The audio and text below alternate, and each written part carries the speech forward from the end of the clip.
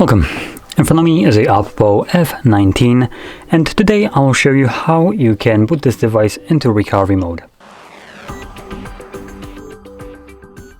Now to get started, you'll need to turn it off by holding the power button, so I'm going to do that right now.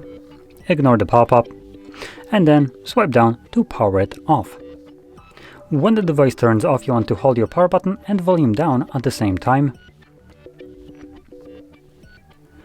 And once the Realme logo, or not Realme, what am I saying, OPPO logo shows up on the screen, there we go, let go of the power button.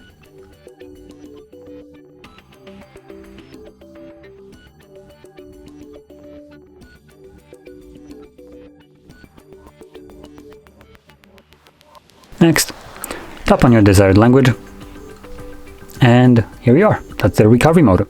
We only have technically one option in here, which is format data, and that consists of just factory resetting your device, so I'm not gonna do that.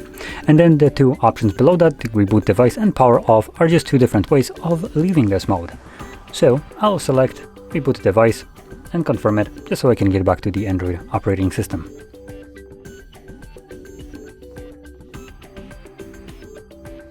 And as you can see, we are now back in Android.